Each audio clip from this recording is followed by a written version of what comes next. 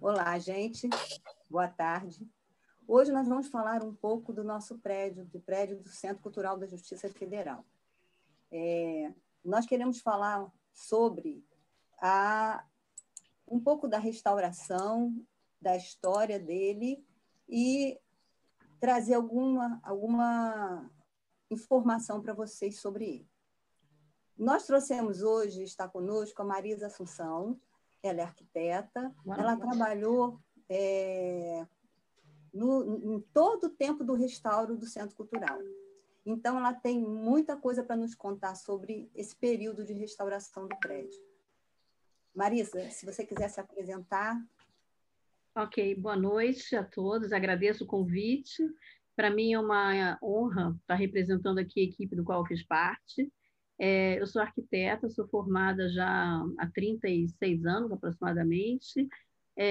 Minha especialidade sempre foi em projetos de restauração e o Centro Cultural é um dos projetos que eu tenho mais orgulho de ter participado, não só pela importância que o prédio tem para a Avenida Central, para a história da nossa cidade, mas principalmente por ter sido um projeto que foi viável, né? Ele foi restaurado durante praticamente 5 anos, através de um convênio entre o Tribunal Regional, a Caixa Econômica Federal, o Instituto Herbert Levi, e ele até hoje, graças a Deus, né, rezamos para isso, continua funcionando a pleno vapor, excelentemente bem conservado, e eu acho que é um presente para a cidade do Rio de Janeiro, essa comemoração desses 20 anos. Eu acho que nós podemos começar a mostrar as imagens, né, porque é o mais importante, né, falar sobre o aniversariante. Vamos lá, Isabela? Vamos.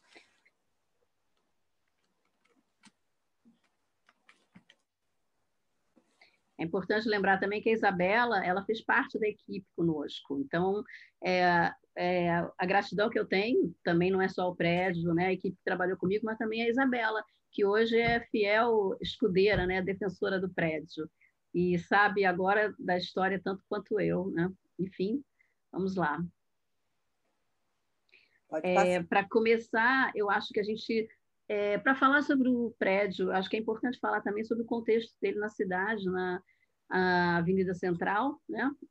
O projeto de reformulação da cidade, onde os terrenos, né, da avenida foram loteados e a mitra do palácio, na realidade o palácio original, que seria Palácio Arquiepiscopal, tinha a posse de alguns lotes de terreno nessa região, onde a gente vê aqui na foto à esquerda a base do Morro do Castelo. Então, o terreno ia desde a Avenida Central até a base do Morro do Castelo.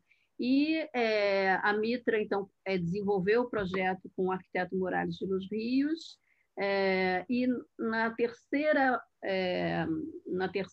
terceiro pavimento do edifício, houve um acordo da venda desse prédio para o Supremo Tribunal Federal. Então, na realidade, o lote original que nós temos hoje não é mais a configuração do que era na sua construção. Nós perdemos uma fatia posterior, que é a base junto ao Morro do Castelo, e também houve a modificação das suas laterais com o acréscimo aqui do Edifício da Justiça, que está à sua direita, e a Rua Pedro Lessa à sua esquerda. Aqui nós temos a imagem da Avenida Central, para vocês entenderem, né, para quem não conhece ou para quem não é do Rio, o contexto que a cidade tinha. Essa faixa de avenida, na realidade, essa avenida ligava os dois braços do mar, né, a praia junto ao Pão de Açúcar, ao porto.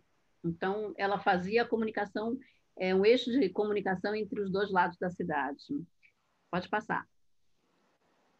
Essa já é uma foto com a Avenida Central já constituída. Podemos, assim, até relembrar um pouco mais, antes do Supremo vir a ocupar esse prédio, ele passou por vários endereços após a sua ocupação.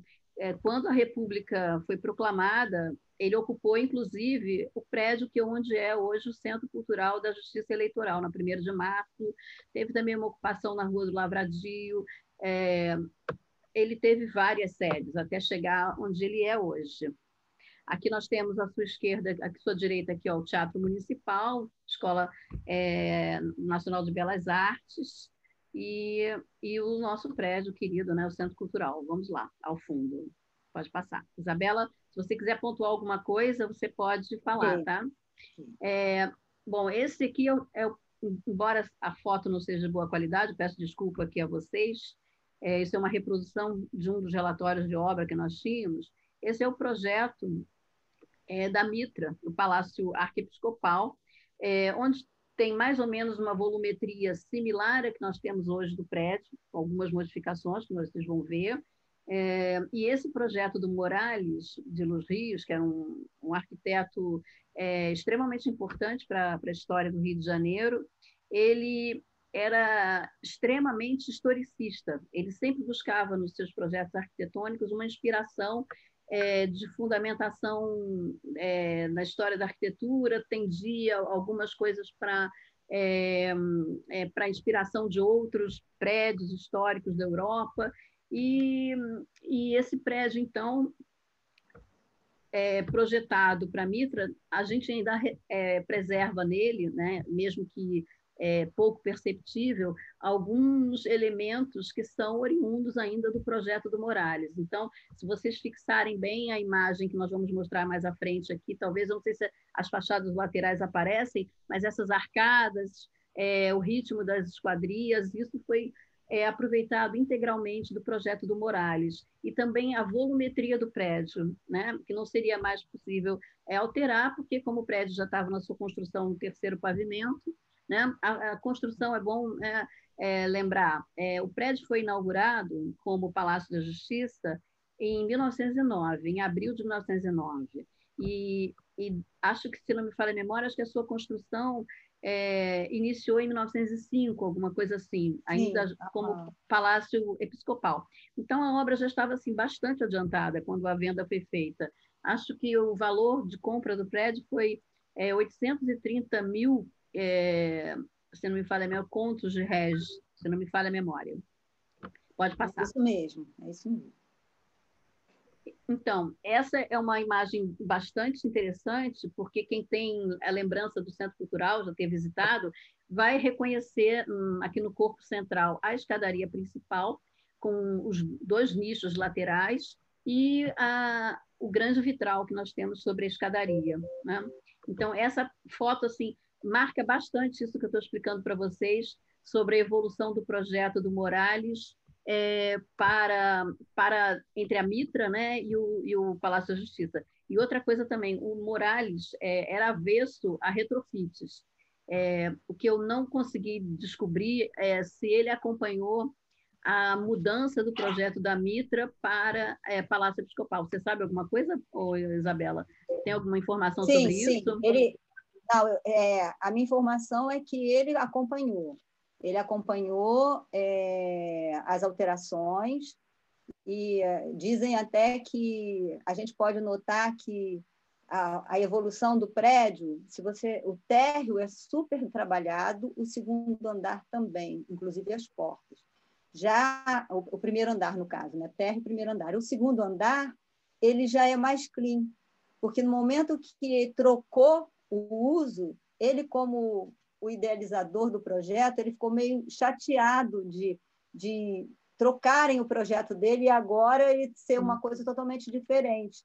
Então, ele perdeu um pouco aquela empolgação do rebusco, do trabalho, do detalhe. Dizem também que a verba ficou curta, então ele também foi controlando os detalhes mais, mas a gente vê dentro do Centro Cultural a diferença do trato dos trabalhos entre o térreo, o primeiro, e já no segundo andar, já mais clean. Mas ele acompanhou. Eu acho que o Morales não teve muita sorte nos projetos aqui da Rio Branco, porque tanto o Palácio da Justiça quanto o Museu de Belas Artes foram, entre aspas, retrofitados, né? Foram feitas reformas que acabou descaracterizando o projeto dele originalmente. Acho que pode passar. Então, essa é a fachada projetada para a Mitra, ainda no concurso da Avenida Central, né? Nós podemos ver que se vocês enxergarem com exclusão dos torreões, né, das cúpulas aqui no coroamento da cobertura, vocês vão enxergar realmente a fachada do Supremo Tribunal Federal. Tá? A proporção talvez um pouco diferente do que a gente vê hoje, que a gente percebe, porque a escala da cidade agora é outra, né? Mas é exatamente o projeto da Mitra. Acho que pode passar. Pode passar. Então, olha aí. Essa é a fachada um com o outro, né? Isso. Não vamos assim criticar a dureza do AutoCAD, né? Porque antigamente os desenhos eram muito mais elaborados, muito mais ricos e feitos à mão. Esse hoje assim, com desenhos mais duros, mas é a tecnologia. Mas aí está aí a nossa fachada. O que nós temos de diferente no corpo central, a escultura da Justiça, né? Em ferro, é uma escultura francesa do Valdosne. No corpo central, a mansarda do antigo salão central, e o resto eu acho que nós estamos assim bem próximos do Morales, né? Nesse desenho a representação gráfica está um pouco resumida, né? Ele é mais rebuscado do que tem essa representação, mas a volumetria é exatamente o projeto do Morales. Uma diferença é que no outro projeto você tinha duas torres diferentes. E agora ele usou uma simetria e fez dois torreões idênticos, né? Equilibrando a fachada. Exato. Pode passar. Estão perguntando se as três portas ficaram intocadas. As portas ficaram semelhantes. Elas tinham o mesmo formato. Quando foi comprado o prédio foi comprado pela Justiça Federal em 1907. Então, a partir daí, foi se modificando todo o projeto. Mas o térreo, praticamente, as aberturas já estavam prontas. Então, se manteve toda a mesma proposição. Sim. Sendo que o entalhe, os detalhes que tinham simbolismos religiosos passaram a ser usados simbolismos da justiça e ícones da justiça, né? Sim. Imagens de deusas da justiça e assim por diante. E é bom também lembrar que o entalhe das portas principais, que são maravilhosas, né? É do mesmo autor das portas do prédio que o IFAM ocupa hoje. Acho que é da Companhia Marítima, se não me falha a memória. Essas portas é uma obra de arte à parte na fachada do prédio, né? Além da escultura do Valdosne lá em cima, da Justiça. É do entalhador Manuel Ferreira Tunes. Tunes, isso, exatamente. Vamos à frente? Então, ali já é uma foto um pouquinho mais posterior, né? Mais, não vou dizer recente, né? Mas já vemos aqui a diferença entre o movimento, a diferença do carro, ainda quer dizer, já com a arborização, né? A escala da cidade já começa a mudar, não só com os prédios que surgiram no entorno, mas também com a vegetação da cidade, né? Da praça. E nesse momento acho que a Cinelândia era o point, né? Cabe lembrar também que assim um pouco escuso os motivos pelos quais a Mitra resolveu se mudar. Eu li num dos estudos que eu fiz, né, sobre o prédio, que como já tinha a Câmara dos Vereadores, o Senado, a Mitra achou que a participação política na praça estava, digamos assim, tanto quanto excessiva e preferiu, então, se distanciar, dando lugar ao prédio para o Palácio da Justiça.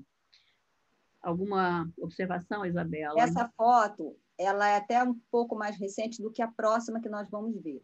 Essa foto aí, você já vê um acréscimo no terceiro andar. Atrás das torres do Torreão, você já vê que tem o quarto andar construído. Mas na foto que a gente for ver na frente, a próxima, a gente vai ver do outro lado, ainda não tem. Ainda é um testemunho do como era antes. Pode passar. Olha lá. Isso, a parte de trás do Torreão ainda não tem a construção.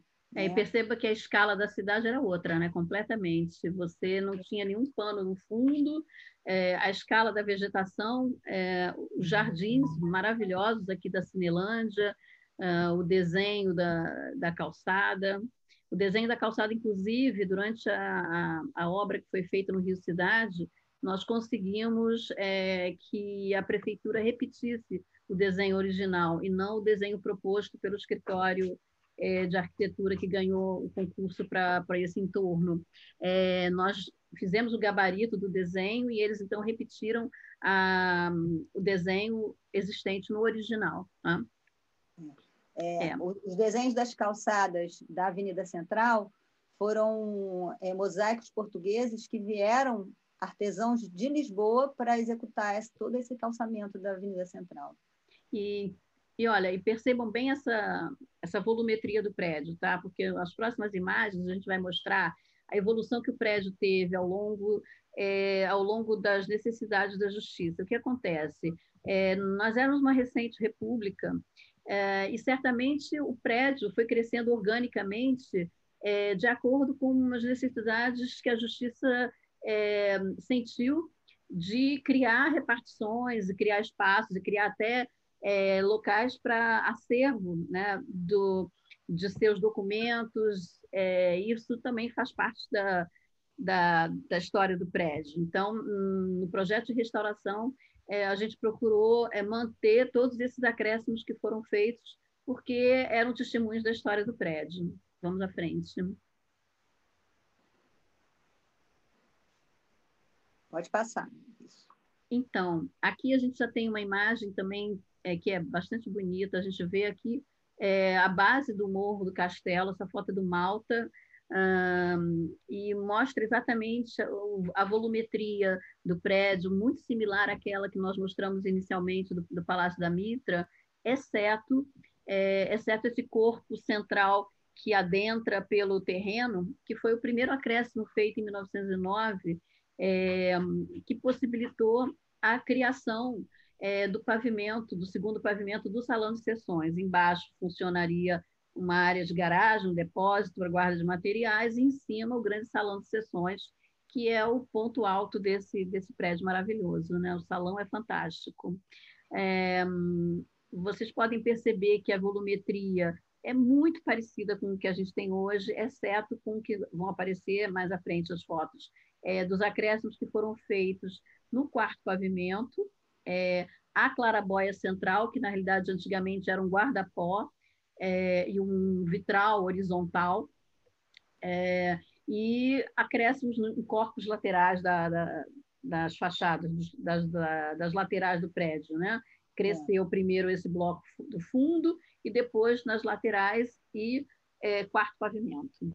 Aqui, ó, também é curioso comentar que foram instalados no terreno algumas oficinas de apoio ao Palácio da Justiça. E uma delas, assim, que fica aqui no canto entre a Rua México e a Pedro Lessa, onde funcionava a tipografia.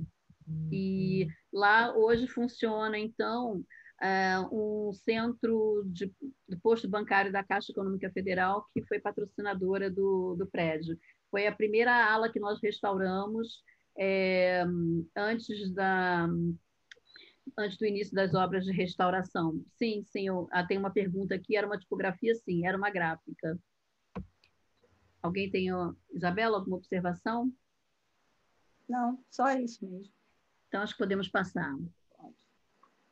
Aqui é um estudo, desculpe as anotações feitas à mão, mas era um estudo meu, pessoal, que eu tinha sobre a evolução do prédio, marcando em cores aqui os acréscimos que foram feitos ao longo dos tempos, né? Na fachada principal, nós tivemos modificação no corpo central, junto à escultura, era uma área de telhado amansardado, na realidade era uma parede inclinada junto à fachada, que foi suprimida, passou por algumas obras em 1933, em 49, na obra de restauração nós conseguimos encontrar o vestígio do antigo rufo do telhado metálico junto a essa empena. No bloco frontal, que é essa outra fachadinha que nós vemos aqui, aí nós temos as cores aqui das intervenções em épocas também diversas. Nós tivemos em 1909, com esse corpo central, onde hoje funciona o Salão de Sessões, né? Tivemos obras em 32, em 33, sendo essas as mais significativas com o resultado da volumetria que a gente tem hoje. Pode passar para as outras fachadas. Isso. As fotos inferiores aqui, vocês podem ver em tom verde e amarelo os blocos da fachada lateral que a Isabela comentou, do acréscimo sofrido no quarto pavimento, né?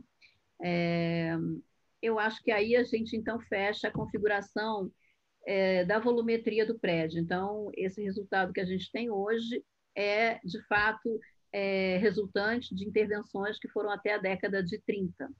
E, assim, o prédio sobreviveu até a década de 60, quando, então, foi transferido para Brasília.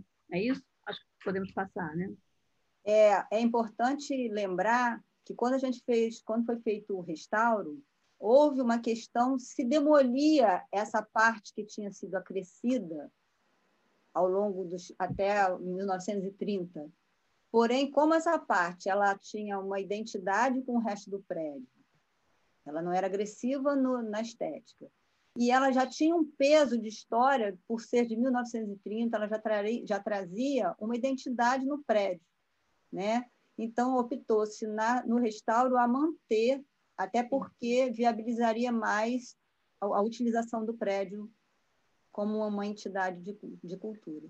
Assim, na realidade, assim, quando nós discutimos essa manutenção do quarto pavimento, foi privilegiando justamente o uso das áreas nobres do prédio, porque nós precisaríamos de criar espaços para áreas técnicas, para áreas administrativas, e se nós demolíssemos esse acréscimo do quarto pavimento, nós teríamos que dispor de outras áreas que eram mais nobres, para ocupação desses usos. Então, nós optamos em manter o quarto pavimento, até que, de fato, ele faz parte da história do prédio, né, da evolução do prédio.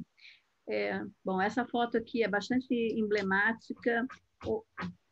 Temos aqui o salão de sessões montado, infelizmente, assim, não conseguimos trazer, né, de volta todos os elementos que estão visíveis aqui, as cortinas, os bandôs, mas a configuração do salão, ela permanece íntegra, né? E nós vamos falar sobre isso mais à frente, quando a gente falar sobre a restauração do salão de sessões, que especialmente assim foi feito por uma equipe de restauradores brilhantes, e eu particularmente tive a sorte, né, o privilégio de ter participado não só do projeto arquitetônico, mas no caso do Salão de Sessões, foi uma empresa com que eu trabalhava que fez a restauração artística, então eu sei de mais detalhes até do que além da história arquitetônica.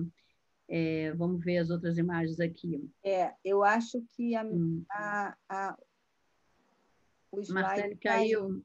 Mas não tem problema. Vamos falar, então, um pouco sobre... Vamos introduzir o assunto do projeto arquitetônico. Bom, nós trabalhávamos numa equipe multidisciplinar, como eu costumo chamar.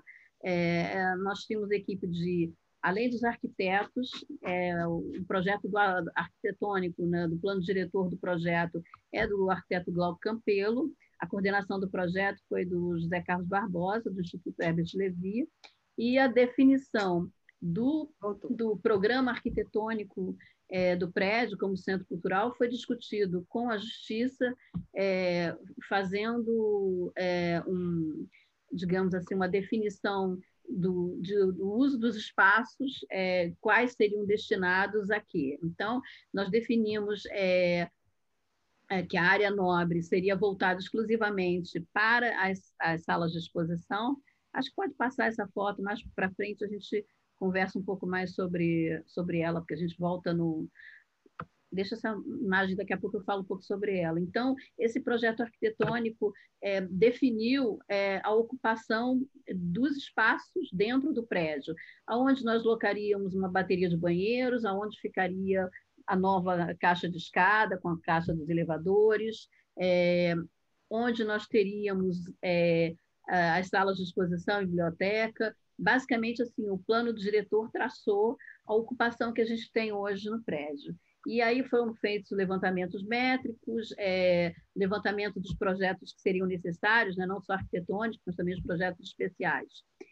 Nessa foto aqui, a gente pode ver a importância do salão. Na época, temos Rui Barbosa discursando, acho que é o canto direito da tela, várias vezes eu acho que ele discursou. Acho que a Isabela até talvez possa falar mais sobre isso, porque eles fizeram um levantamento sobre os processos históricos que a casa abrigou. E aqui no teto, vocês vão ver também mais à frente, né, as decorações, temos uma pintura do Rodolfo Amoedo, e no mais, assim, com mais detalhes, vocês vão ver depois as pinturas das cartelas. Fala, Isabela, o que você tem de interessante aí? Não, Rui Barbosa. É interessante que a gente vê que o plenário está cheio. Eu imagino como deveria ser interessante ouvi-lo falar, né?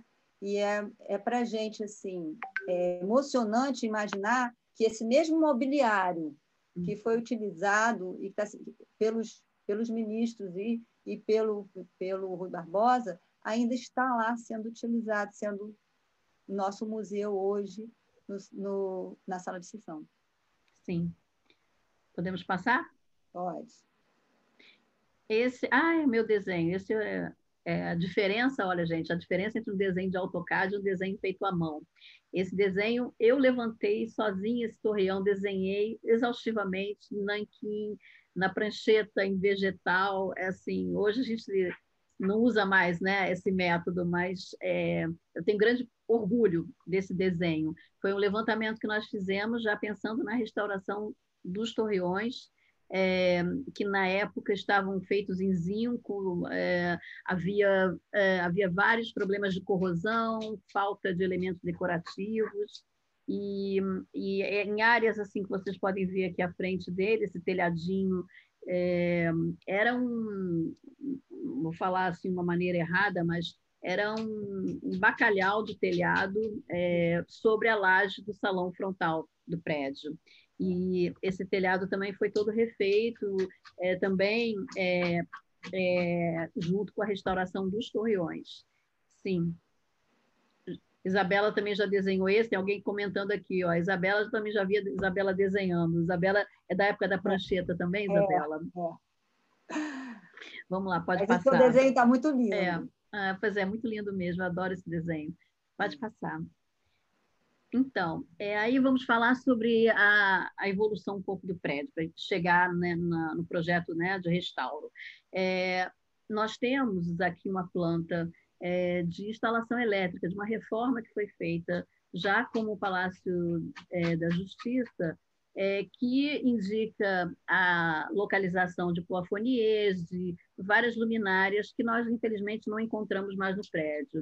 Mas o que nos auxiliou nessa planta foi identificar a data dessa obra, que onde certamente destinou, digamos assim, a execução de uma segunda camada de pintura decorativa sobre as decorações existentes no prédio. Mais à frente a gente vai mostrar a sobreposição, né, de restauros artísticos que o prédio recebeu, certamente não só talvez por uma modificação de uso entre Palácio Episcopal e Palácio da Justiça, mas também talvez por mudanças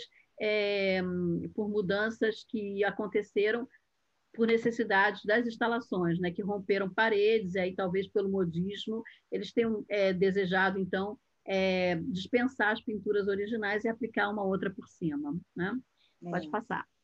Seria bom comentar também que isso que a gente conversou, que ao prospectar as paredes, você tem que optar, às vezes, para ficar numa mais recente, porque se você prospectar numa mais antiga, você perde aquela mais recente. Então... Sim, né? Exatamente. É irreversível.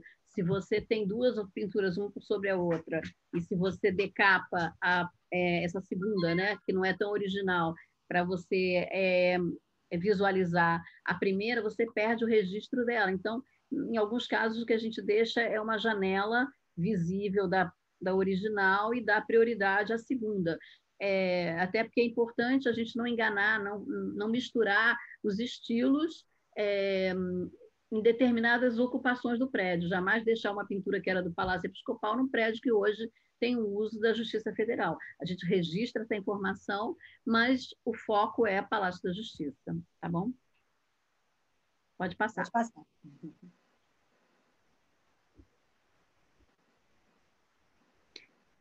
Aqui tem uma foto do Supremo, já com layout que a gente conhece, né? Tem uma pergunta até que fizeram aqui no chat a respeito do acesso, o acesso do salão teria sido por uma sala VIP. Eu não conheço essa informação, eu conheço que os acessos eram hierarquizados. Na realidade, por um lado, entrava o gabinete, né, do presidente, e, por outro, pelas laterais, era o acesso ao público.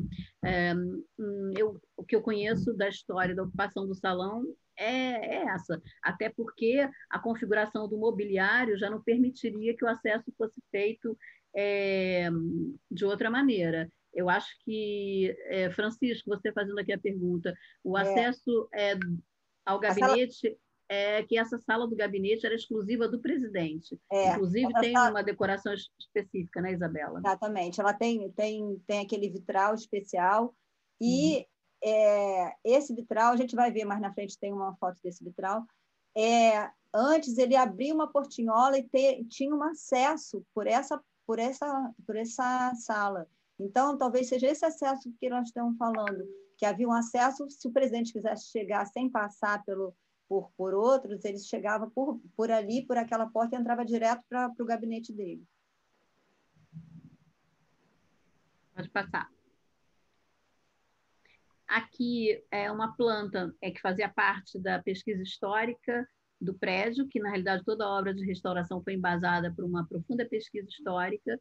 Os arquivos das plantas foram localizadas no Arquivo Nacional, em perfeito estado de conservação, e essa planta aqui mostra exatamente os acréscimos que foram feitos na parte posterior do edifício, né, da área da garagem e na área do salão de sessões, onde a gente pode ver a marcação, inclusive, das luminárias, né, que existia no plafond e nas áreas sociais. Sim, as janelas estão falando aqui sobre as prospecções, são maravilhosas, eu concordo com você.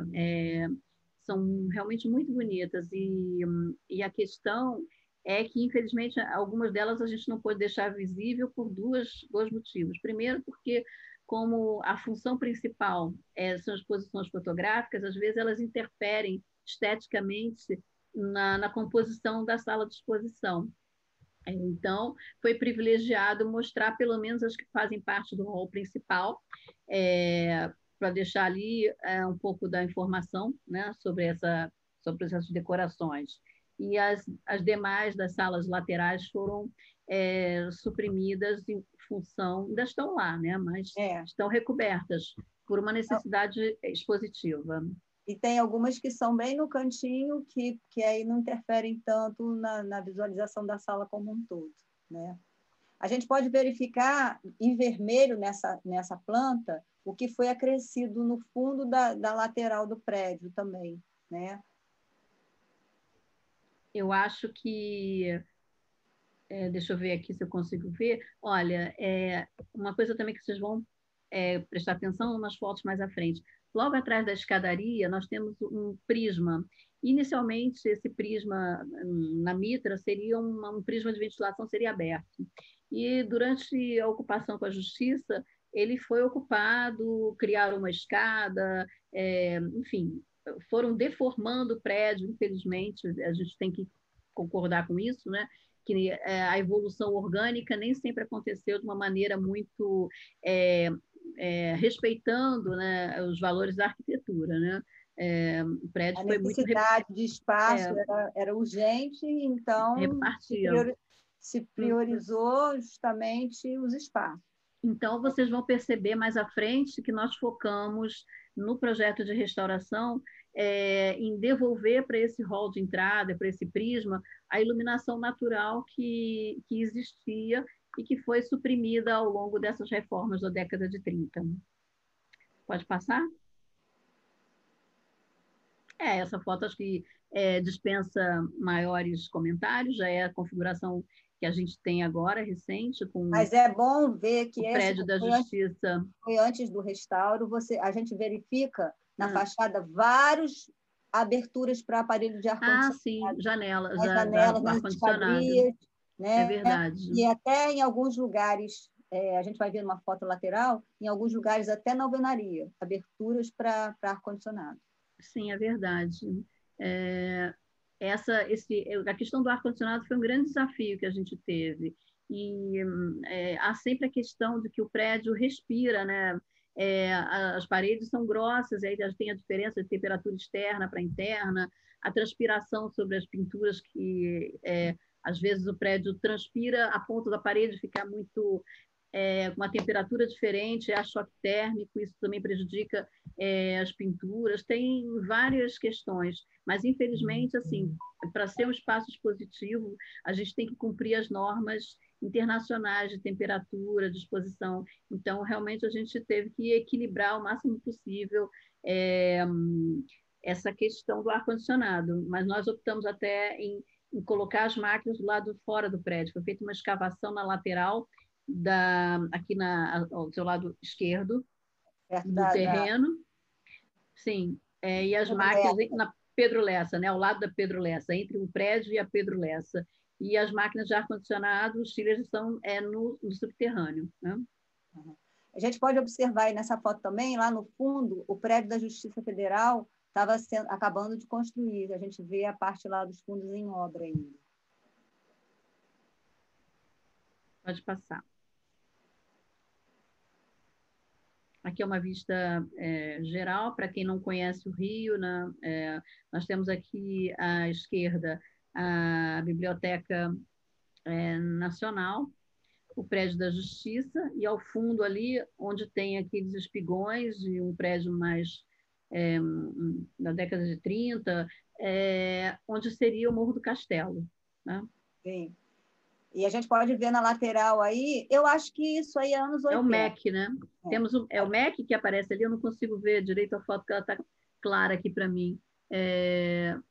Só para lembrar que essa região aqui é uma região historicamente bastante importante no Rio, a Cinelândia, e tanto o Teatro Municipal quanto a Biblioteca Nacional, Belas Artes foram tombados assim, tardiamente, digamos assim, falando, né? Não é um tombamento muito recente, mas também não é tão antigo. E a grande discussão entre tombar alguns imóveis porque já existiam prédios, arranha-céus no entorno.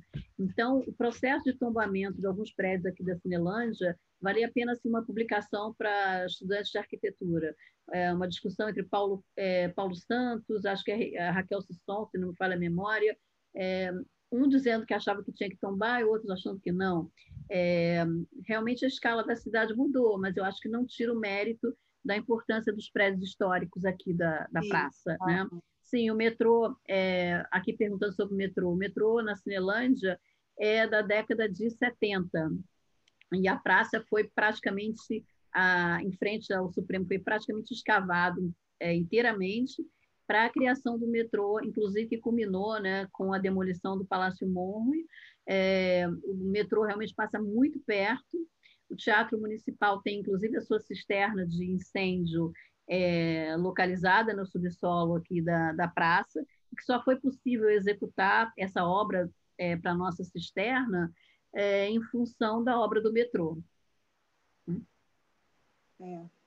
Pode passar?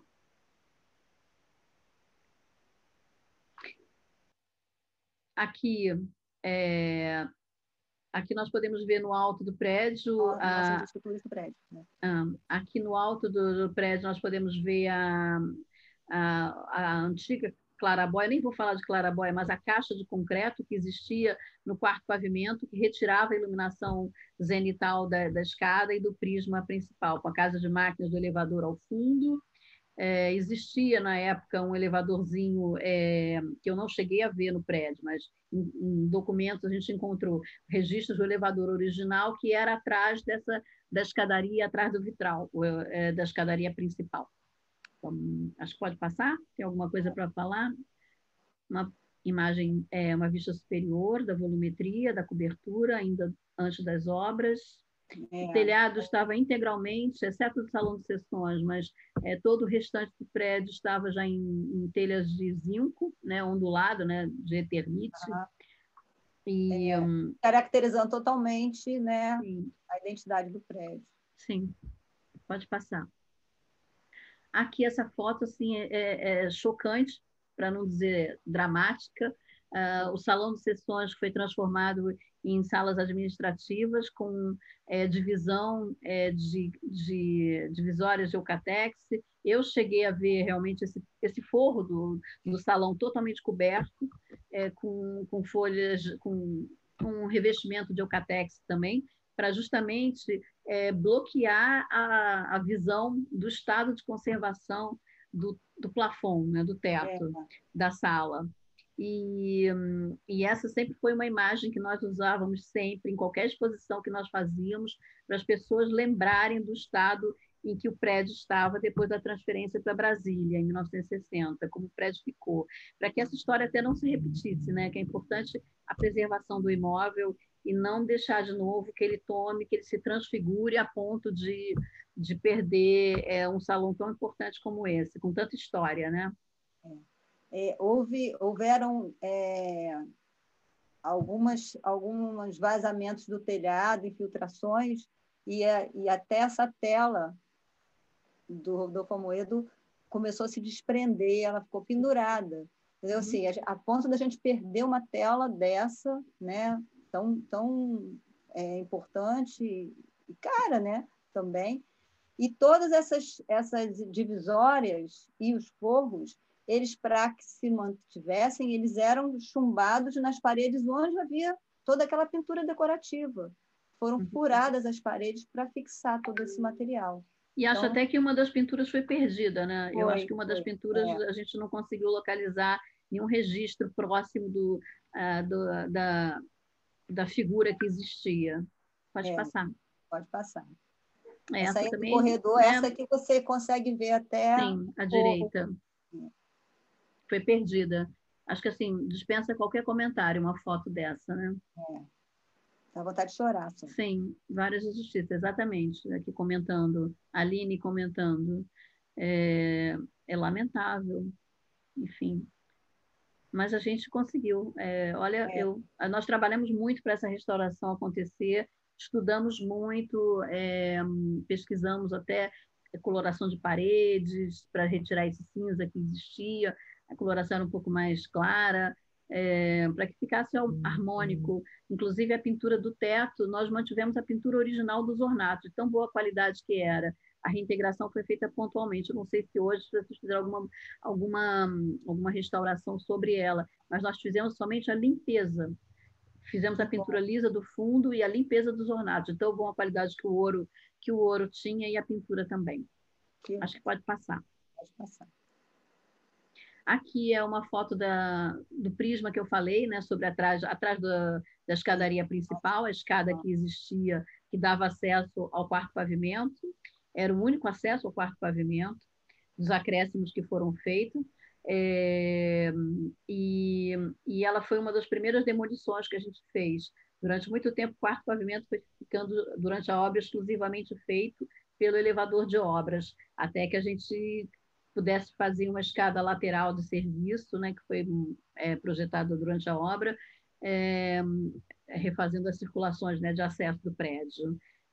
Infelizmente, assim, as coisas de mau gosto faz parte, sabe, da urgência que às vezes o serviço público tem, né? A gente não pode nem criticar as pessoas que trabalharam lá, porque a gente não sabe em que condições de tempo e de dinheiro eles tinham para organizar as coisas, né? Então, é isso, o prédio, infelizmente, sofre, né, com essas intervenções, mas, graças a Deus, não foi irreversível. A gente conseguiu reverter grande parte dos espaços, né? A cor da rosácea, né? Essas cores realmente não é uma cor muito, digamos assim, mas é representativo do verde e amarelo da justiça, né? Não vamos esquecer que o prédio foi projetado para esse fim e tem a representação que a justiça precisa, né? Tem os brasões, tem a cor do verde e amarelo, tem vários outros elementos do prédio que a gente pode até, pelo gosto pessoal, julgar talvez inadequado, mas é a história do prédio, está lá, né? É isso aí. Pode passar. Essa é uma foto clássica antes do restauro, né? Com as paredes ainda pintadas com as suas cores, né, lisas, monocromáticas. A gente vê ao fundo ali, do lado esquerdo, a divisão, né, alguns móveis, eu não sei bem, o quadro elétrico. Nós procuramos limpar, né, nós procuramos limpar do prédio as instalações que ficassem visíveis. Nós criamos, de um lado, nós tínhamos o shaft de áreas molhadas, né, que é as instalações hidráulicas, e do outro lado as instalações elétricas. Nunca a gente ter no mesmo bloco instalações que seriam incompatíveis umas com as outras, né? Então, se não me falha a memória, acho que a hidráulica é do lado do prédio da Justiça, né? Lado direito aqui, e o esquerdo é o das instalações elétricas. Essa foto, nós vamos ver umas outras fotos depois dela restaurada. Eu acho até que a gente fecha a palestra com uma foto do salão como está, do hall de entrada como está hoje. Eu queria observar aqui que a gente vê o vitral morto, porque ele não tem luz.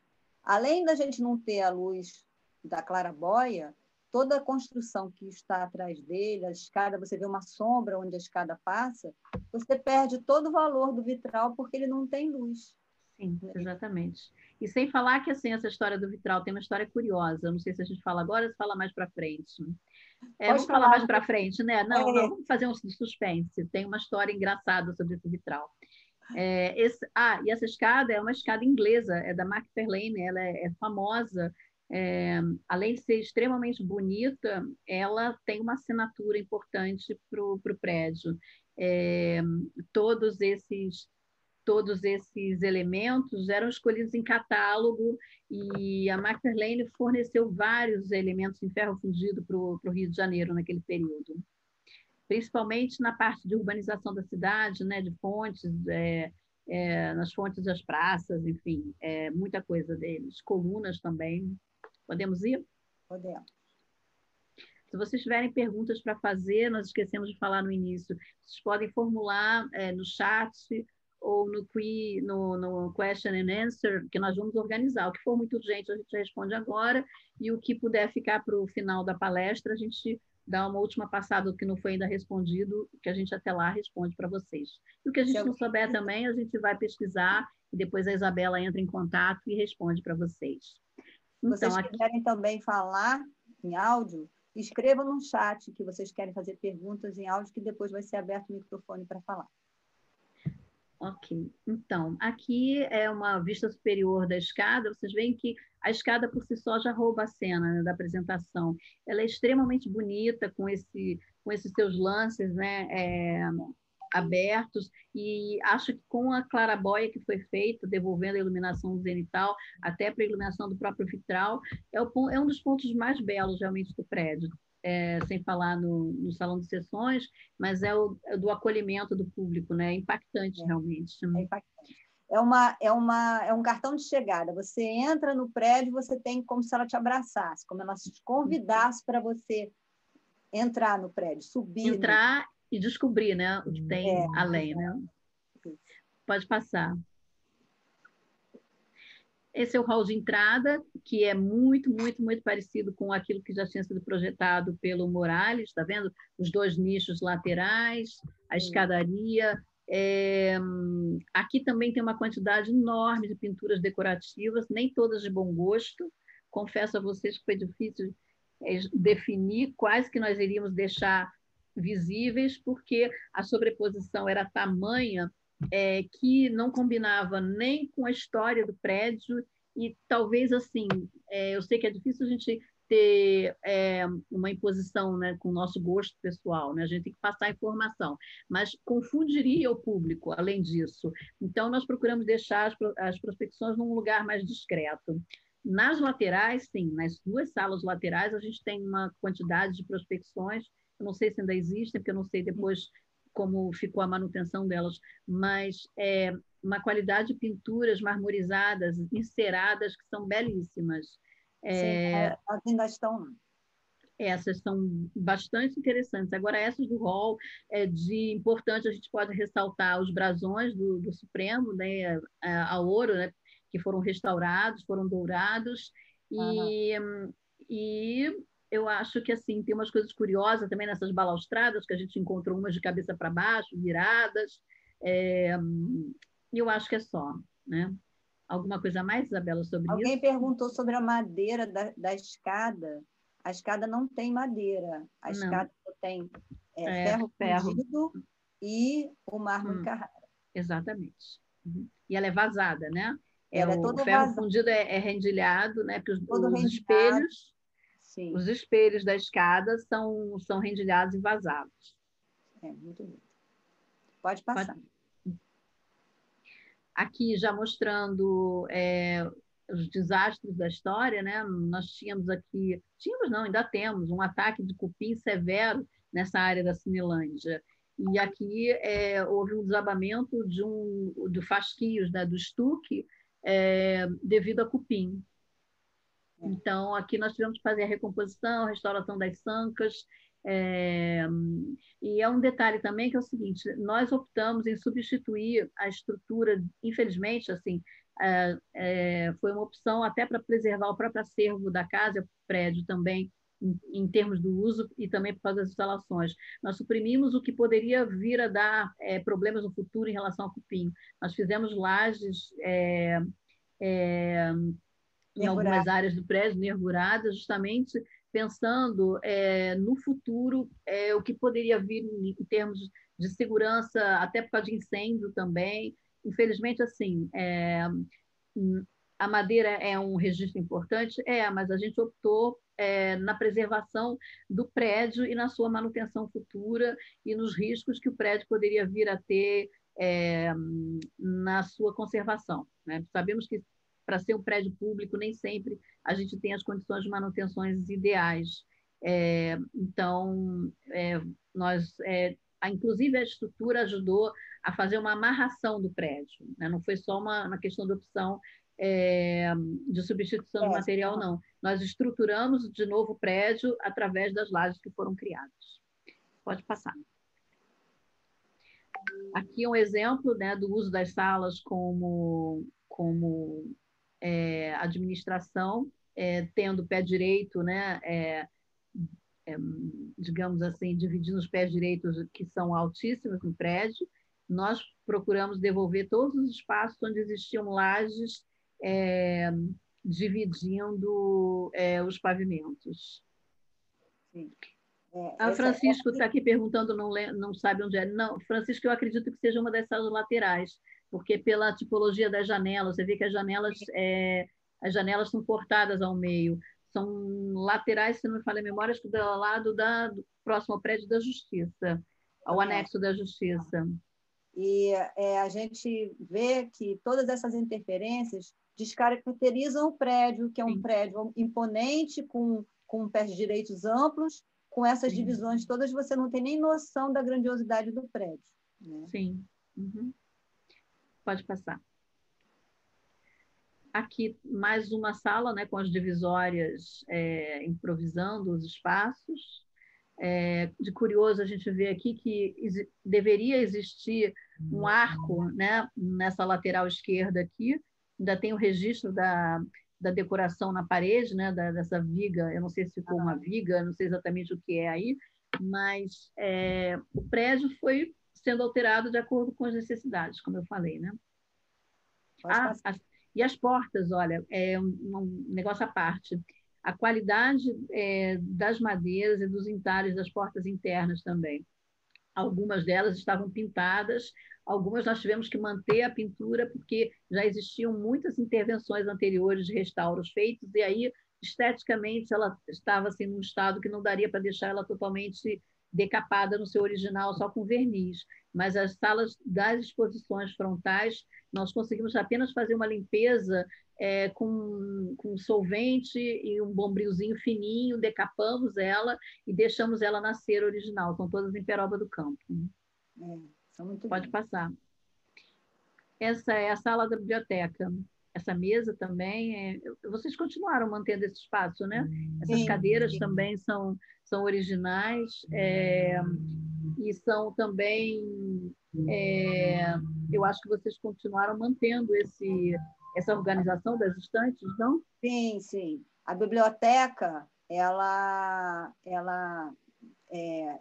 tem registro que ela foi dada pela Marinha como presente à Justiça, né? E dizem que é por isso que ela tem essa configuração semelhante a um passadiço de navio, né? E essa disposição das prateleiras ajuda também a circulação do ar e manter menos umidade entre os livros, dando uma maior conservação dos livros.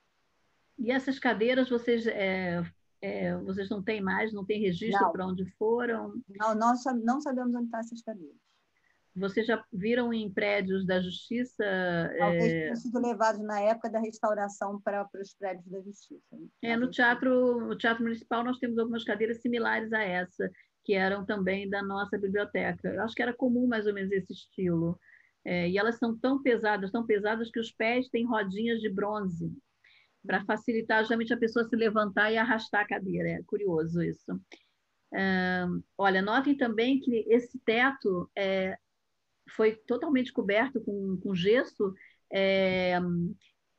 apagando toda a sanca, a decoração que existia superiormente, né? Isso a gente conseguiu deixar à mostra, né? Nós removemos e devolvemos o pé direito original do prédio. Estou perguntando aqui se os móveis foram para Brasília. Não, essas cadeiras não foram, porque quando os móveis foram para Brasília, não é nessa época aí. Essa época aí já foi quando foi o prédio fechado, interditado, por causa dos tetos que caíram. Sim, 1960, é isso? A interdição foi 79, se não me engano. Mas o prédio assim, ficou fechado de 60 até, quer dizer, a partir de 1960, o só transferiu e usou-se como outra atividade no pré-depósito. O que foi feito? O prédio ficou sendo utilizado pela Justiça, teve Justiça Eleitoral, vários usos do prédio, sempre dentro da Justiça. Ah, tá, me lembrei. Até que teve um desabamento, alguma coisa, e fecharam o prédio. Em 1988, teve um desabamento de duas salas. Aí foi quando, por causa do cupim, né, nesse barroteamento, e aí, por conta disso, ficou fechado até, então, se definir que iria se restaurar. Na época, havia uma discussão, uma ala queria demolir o prédio todo e construir um outro arranha-céu que daria para colocar muitas varas, atender a necessidade de espaço da Justiça. Mas outros preservavam o prédio e o valor histórico que ele tinha. Então, foi muito bom que esses ganharam, né? E a gente conseguiu fazer um convênio com a Caixa Econômica Federal, através da Lei Rouanet, para o restauro do prédio. Pode passar. Aqui é uma vista do quarto pavimento, onde hoje funcionam as representações da Justiça, e ainda quando existia a caixa de concreto que cobria a área onde originalmente existia o guarda-pó com a clarabóia, que dava a iluminação zenital sobre a escadaria, né? Repetindo aqui o gradil, né? Que também que é similar, acho que é idêntico ao da escadaria principal, né? Ah, pode passar. Aqui também uma sala de ocupação administrativa. Veja que assim, o padrão, né, se repetia, né? É um padrão clássico do funcionalismo público, né? Não é nada muito diferente de outras repartições públicas. É. Pode passar. Também. Essa é uma das salas, se não me falha a memória, próximo ao hall de entrada, né? Pode passar. Pode passar. Aqui é uma foto, embora não esteja com uma qualidade muito boa, porque foi escaneada de cópias, mostra o salão de sessões com os danos, assim, não sei se vocês conseguem perceber, o teto com várias áreas de emmassamento, a área de descolamento da pintura, eu acho que fica um pouco aqui no lado inferior direito da tela, e foi nesse estado que a gente decidiu na restauração privilegiar as pinturas originais, né, dos ornatos, a questão da criação do ar-condicionado nesse salão.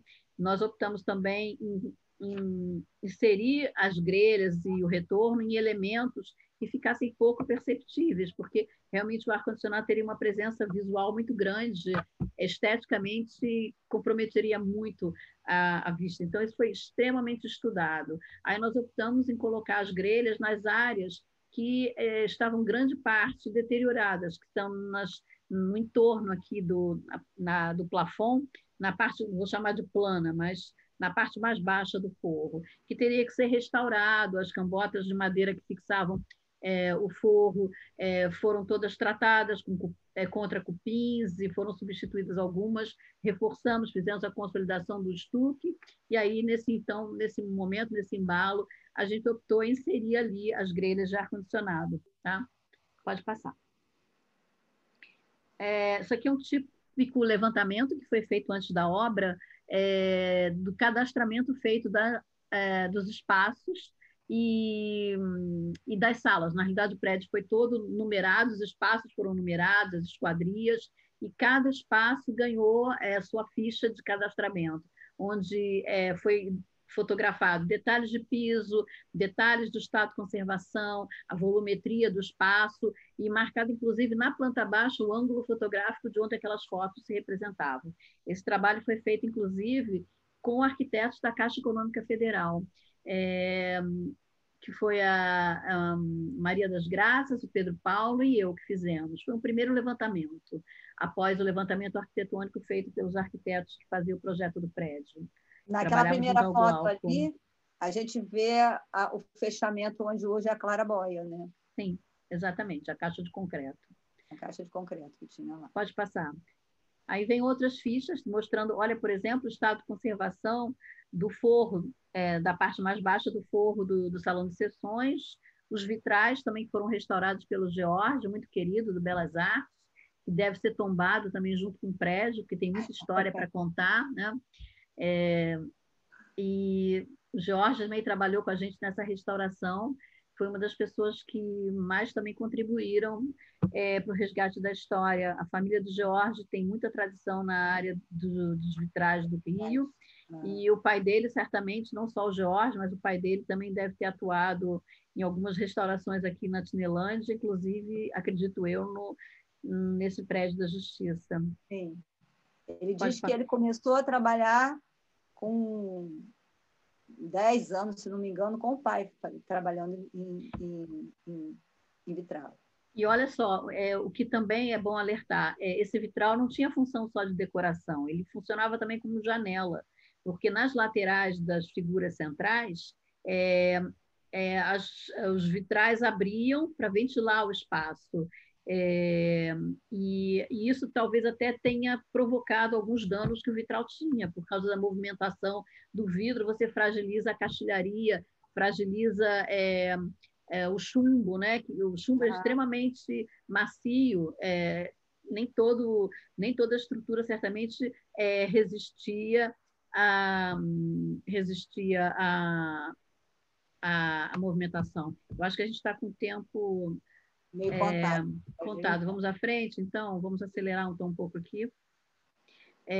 Aqui nós temos outras fichas, pode ir à frente, a gente vai poder ganhar um pouco mais de tempo para ver.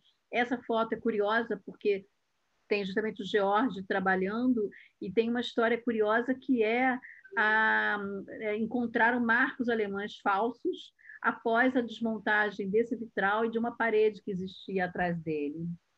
O Jorge falou que ele foi soltar uma parte do vitral e meteu a mão assim e encontrou um volume. Quando ele puxou, eram marcos. Sim. Só que eram marcos, tinham algumas notas verdadeiras, mas a maioria era falsa. Sim. Vamos à frente, para do nosso tempo aqui. A gente está falando demais, gente, desculpa, mas é muita história e a oportunidade é tão rara da gente colocar a história do prédio ao público. Sim. O detalhe do vitral, dos danos que existiam. Pode passar. A figura da justiça, sim. Pode passar. O restauro do salão de sessões. Se vocês quiserem, a gente pode fazer uma live exclusiva para falar sobre o salão de sessões. Aí vocês fiquem a critério de vocês, né? Manter a palestra por causa do horário ou encerrar ela e marcar outro dia, enfim. Pode continuar as fotos enquanto vocês decidem. As pinturas que se perderam, esse é o restauro que nós fizemos com a reintegração. Nós não repintamos as pinturas, nós fizemos a reintegração das lacunas das pinturas existentes. Né? Pode passar. Pode passar. Pode passar. O restauro do salão. Uhum. Pode passar. Isso. Esse é o estado de conservação do salão quando estava, a obra de restauro da tela, né? E da limpeza do teto. Você já vê a diferença entre a cor, né? A cor de fundo. Pode passar. Uma reintegração cromática. Pode passar. É importante também falar sobre o seguinte, enquanto vocês vão mostrando as fotos, eu vou falando. A intervenção do prédio, né, do projeto arquitetônico, os pontos altos foram a criação do subsolo, que a gente ainda não chegou lá na foto, mas nós optamos em preservar alguns espaços originais para o uso que o prédio se destinava, que era o centro cultural. Então, nós escavamos 1/3 do prédio para criar áreas de serviço, áreas de camarins para o teatro, que foi criado na antiga garagem. Essa, por exemplo, é uma foto, né, da antiga garagem, onde hoje funciona o teatro, que é de grande sucesso. O teatro funciona a pleno vapor, né? Olha aqui a montagem da estrutura, e é um dos pontos altos do projeto arquitetônico, porque nós conseguimos, além de devolver os espaços históricos, nós devolvemos um uso que manteve a sustentabilidade do prédio e garantindo a sua importância até hoje, né, passados esses 20 anos, até hoje como um marco na cultura carioca, né, onde a justiça aí se faz presente. Além desse subsolo, que foi o projeto até do José Dias, que é um especialista em projetos de teatro e cênica, nós conseguimos trazer, através da restauração artística, grande parte dos ornatos, né, dos elementos decorativos que mostravam a suntuosidade que na época o prédio tinha, a importância que era comum, né, com as pinturas decorativas. A gente não tem os mármores do Teatro Municipal, mas tem as pinturas trompe-l'œil que imitavam mármores coloridos. Vai lá o gosto pessoal de cada um, tem uns que não gostam, outros que não gostam tanto, mas é um exemplo do que se fazia na época e a gente, então, respeitou a história, mantendo as prospecções, e algumas decapagens foram feitas até um pouco mais recente, marcando o hall de entrada como... Olha, o salão, belíssimo, realmente é belíssimo. Marcando o hall de entrada como um cartão, né, de visita, mostrando as pinturas decorativas que o prédio tinha originalmente. São lindos, o mobiliário é fantástico, né? Muito, muito bonito. Eu tenho realmente assim, muito orgulho do prédio, de estar tão bem conservado e de ter a importância que tem. Eu acho que a gente já pode ir olhando as fotos e fazendo as perguntas. Vamos ver aqui. Tem alguma pergunta para... Eu espero que a gente não tenha falado demais, eu tenha cansado demais vocês. A gente vai se empolgando, desculpa, a gente se empolga e vai em frente, né? Ok. Deixa eu ver aqui no chat as perguntas. Por que as bandejas de equipamento do ar-condicionado ficaram acima do teto do salão de sessões? Não, as bandejas é o seguinte, o teto do salão de sessões, ele sofreu não vou nem falar a palavra para ela, porque não sofria com as divisórias de Eucatex.